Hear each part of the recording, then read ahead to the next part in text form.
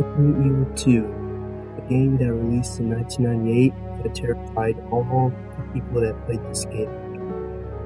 When this game came out, it blew the minds of everyone who had gotten the chance to play this game.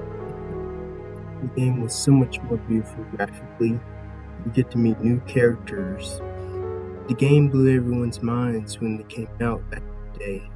In this game, the story starts off with Leon Kennedy driving. We finally get to meet one of our main protagonists, a fellow rookie cop his first day in the night. He comes by and stops to see what looks to be something very, very peculiar. A strange body lay on the ground. He checks out the body until eventually a pound of these walking creatures come up crawling up to him. After a swarm of zombies, he pulls up his gun, telling them to freeze. As persistent as these creatures are, keep shooting, but they will not stop until they come get what they want. Eventually, he meets a fellow new character, not knowing his zombie was right behind her. Ricky Cop taking the shot, takes him down, and they both escape together in his cop car.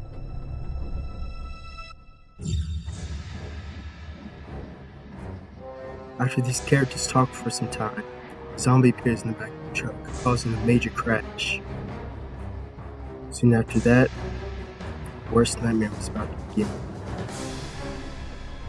After taking the hit, they become stranded, losing connection with each other. With no other way to go, they split up into separate ways. Starting off with Leon, you start in the crash and you got a whole bunch of zombies. Already, you can tell in this game there's a huge improvement from controls in comparison to the original. They definitely did a great job fixing the controls to make them less robotic. And something that this game does that is really great, it gives you a chance to really experience the horror of the zombie apocalypse. After making your way through corridors and basketball courts, you finally arrive at your station. Or should you say, worst nightmare, City Police Department.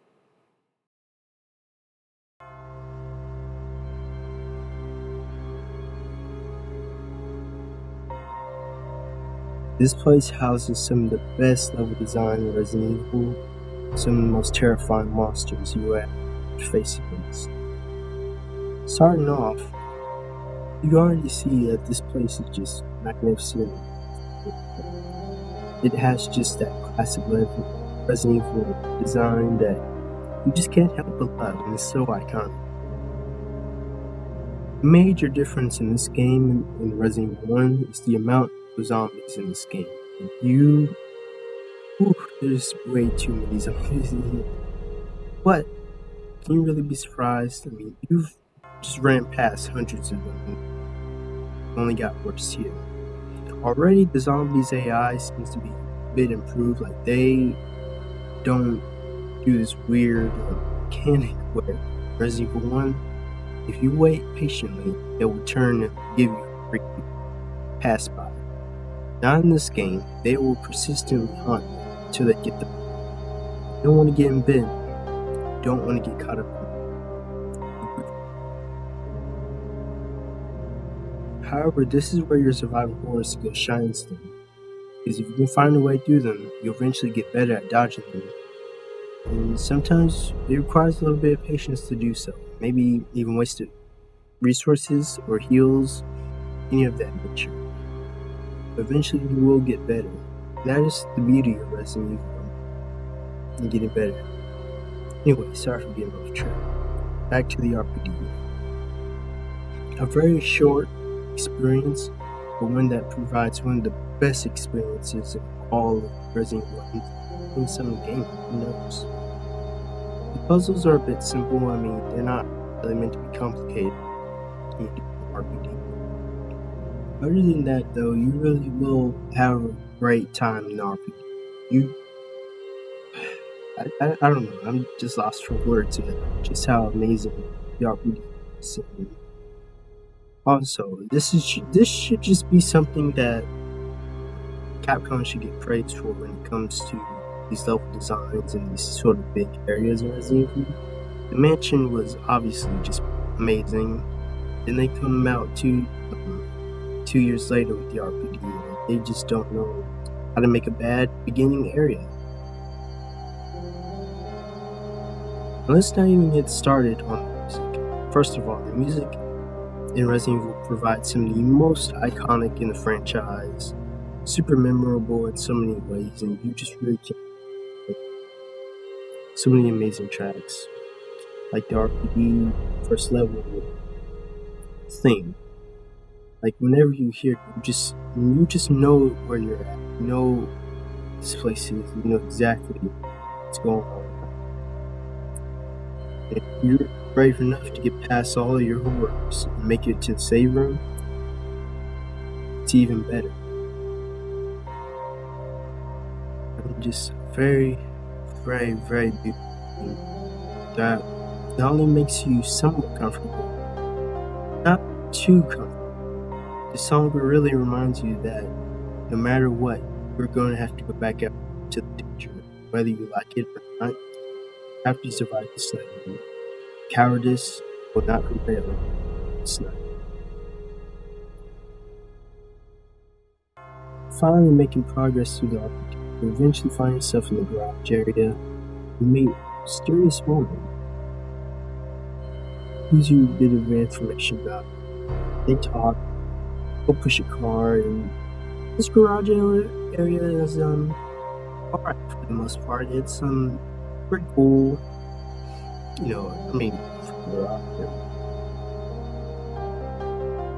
not really meant to be anything special down here, but it is pretty cool and I guess memorable for Resident Evil 2. You get to meet some characters, have some great interactions, and learning about the story. It does provide some very good story intel. After you get done with the garage, make your way back to your RPG, get all the items you need. You eventually need to make your way down to the semi-sewer area. This area you'll meet the first. In this sewer area, you'll meet two big giant spiders in this area. Another enemy that has been brought back and beloved by many Resident Evil fans. It's a terrifying thing that he is. More story progression aside, you finally get to play as Ada Wong. Playing as Ada Wong for a bit, you need to finally make your way back to Leon. And once you make your way back to Leon, finally be able to make his way to the actual sewers. Once you finally make your way to the sewers, which is pretty much the shortest part of the game, I feel like it is something you might remember on peak playthroughs. You get spiders, and that's pretty much it. This area is really short, which, not to bring it up, I think they did this part way better than the remake, but I guess that doesn't matter right now. So you finally make some more progression, you finally make your way to the lab. Now, the lab area, from my memory, is not that bad. I mean, it's honestly pretty cool. You get to learn so much story stuff here, just background stuff, G-Virus, William Burton, and this team. I forgot tried to steal the virus from him, but he just wouldn't go out without a fight. They had to kill him. At least they thought they killed him. And then he got turned into a monster by his own creation. Very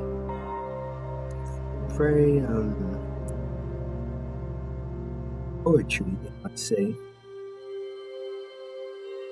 Anyway, the lab area is actually it's decent. I don't think it's something I would too much care for repeat playthroughs. I mean, maybe I would. I don't know. It has some cool scenes in it and stuff like that. Making your way to the end, you get to the final boss fight, which in my opinion is a good boss fight in my opinion. I mean, maybe because I just suck. It's kind of weird having a boss fight that you could end up in a situation where you could literally get attacked, and as soon as you try to move, you just insta-die. I don't know if I was doing anything wrong.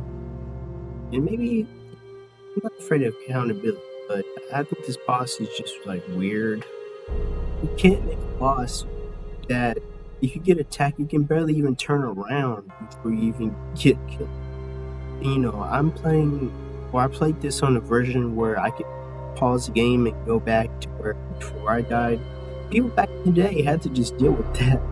I feel so bad. Like, I feel guilty because people really had to deal with this boss fight. And they couldn't go back. They just had to die over and over. There's no telling what to say. So, it sucks. Anyway, the engine makes up for it, and you finally get to escape with Claire, who we talked to throughout the game. And that is Resident Evil 2. Character-wise, I love Leon in this game. I think he's pretty cool, you know. Just a guy just trying to do his job, just doing the best he can. Ada Wong is obviously iconic. Love her sort of mysteriousness, I guess you could call it. Obviously, got Kendo, Marvin, very memorable characters who are unfortunately not here for long. They do, you know, really, they're really iconic, even if they're not here for long, especially on repeat videos. And just one more quick thing I just want to add, the A and B scenario. The A and B scenario is absolutely cool. It's such a cool concept, especially for a game that's, you know, it's a really cool concept, and it does suck that the sort of mixed that up a bit. But regardless, I think just having this in this game is so cool. Replayability value, it's just so cool. Just in general, I don't know why they're making it.